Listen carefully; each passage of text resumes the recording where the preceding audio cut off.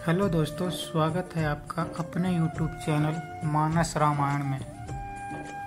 आप लोग कैसे हैं? आशा करता हूं कि आप लोग अच्छे ही होंगे। आज हम आपको एक कहानी सुनाएंगे जिसमें सर्वप्रथम पूजा किसकी होती है। तो चलिए शुरू करते हैं आज की कहानी। एक बार पार्वती जी जब स्नान करने जाने लगी तो उन्होंने अपने पुत्र गणेश से कहा, बेटा गणेश, मैं नहाने जा रही हूँ, तुम द्वार पर बैठे रहो, जब तक मैं नहाकर वापस न आ जाऊं तुम यहीं बैठे रहना और किसी को भी अंदर न आने देना।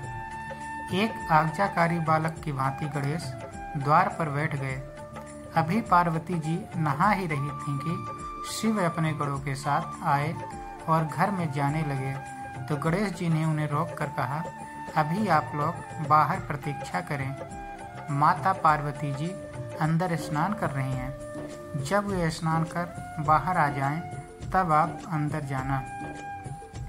शिव गणेश की इस बात की उपेक्षा कर जब अंदर जाने लगे तो गणेश जी ने बलपूर्वक प्रतिरोध किया तथा अंदर नहीं जाने दिया। इस पर शिव को क्रोध आ गया और उन्होंने अपने त्रिशूल से गणेश जी का सिर काट दिया।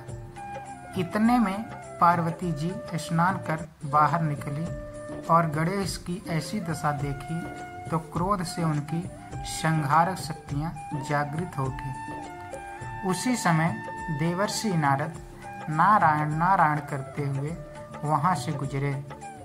उन्होंने माता पार्वती से प्रार्थना की कि माँ जगदम्बे, अपनी संहारक शक्ति समेटो, आपके पुत्र को जीवित कर दिया जाएगा। फिर उन्होंने शिव जी से कहा, प्रभु, आदि शक्ति जगदम्बा के क्रोध की शांति के लिए गणेश को जीवित देने के लिए कुछ कीजिए। नारद जी की बात सुनकर शिव ने एक गज शावक का सिर काटकर तत्काल गणेश के धड़ से जोड़ दिया।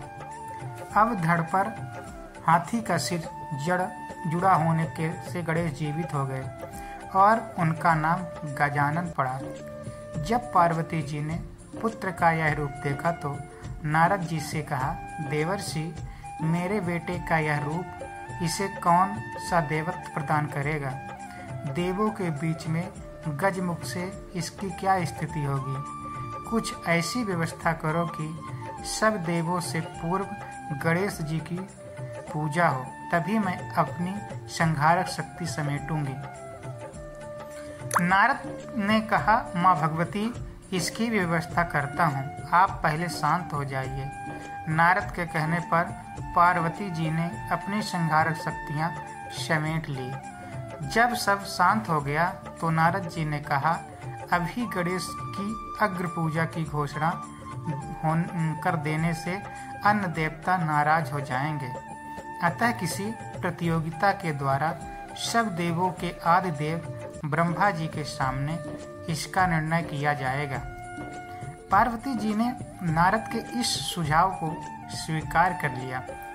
ब्रह्मा जी के सामने यह प्रस्ताव रखा गया कि इतने सारे देवी देवताओं में सर्वप्रथम किसकी पूजा की जाए। कोई भी शुभ कार्य करने से पहले किस देवता की प्रतिष्ठा की जाए, इसकी कुछ व्यवस्था कीजिए। देवताओं को भी यह प्रस्ताव पसंद आया। सबने कहा, हाँ, ऐसा हो जाए तो ठीक होगा, लेकिन कोई भी देवी देवता इन बात को लेकर रुष्ट नहीं होगा कि मानव ने पहले मेरी पूजा नहीं की। ब्रह्मा जी ने कहा, तुम्हारा प्रस्ताव उचित है नारद जी, तुमने ऐसी समस्या रखी है, जो तुम ही कोई ऐसी योजना बताओ कि जिससे निर्णय हो सके कि किस देव की अग्र पूजा की जाए। नारद ने कहा, तात, मेरे विचार से तो एक प्रतियोगिता का आयोजन किया जाए। देवी देवता अपने अपने वाहन पर सवार होकर इस पृथ्वी की परिक्रमा पूरी कर सबसे पहले आपके पास आ जाएं, वही अग्र पूजा का अधिकारी हो। देवर्षि नारद के इस सुझाव को सबने स्वीकार किया। ब्रह्मा जी ने भी इसे स्वीकृति दे दी। सब देवता अपने अपने वाहन पर सवार होकर पृथ्वी की परिक्रमा करने निकल पड़े। गणेश जी अपने चूहे पर सवार हुए, वे ही सबसे पीछे रहे। उनकी सवारी चूहा अन्य देवताओं की सवारियों का क्या मुकाबला करता, पर प्रतियोगिता में भाग तो लेना ही था। नारद गणेश का उपक्रम देख रहे थे तथा विचार कर रहे थे कि गणेश को शरीर में वैसे भी लंबोदर, भारी भरकम, ऊपर से सिर भी हाथी का है, इनकी सवारी भी विचित्र, चूहा जैसा छोटा सा जीव कैसे पृथ्वी की परिक्रमा करने के सफल होंगे। उधर माता पार्वती को वचन दिया है कि उनके पुत्र गणेश की अग्र पूजा होगी। ऐसा सोचते हुए उन्हें एक उपाय सूझा। वे गणेश से बोले, गणेश जी, उन बड़े बड़े देवताओं और उनके भारी भरकम वाहनों के बीच में आप अपने भारी शरीर से इस छोटे से चूहे पर बैठकर पृथ्वी की परिक्रमा को संभव है कर लो, पर सर्वप्रथम आने के बारे में भी कुछ सोचा है? गणेश जी ने कहा, मेरे पास जो वाहन है मैं तो उसी का प्रयोग करूंगा, प्रथम आऊं या ना आऊं। नारद ने कहा, करो, अपने इसी वाहन का प्रयोग करो, पर बुद्धि के साथ।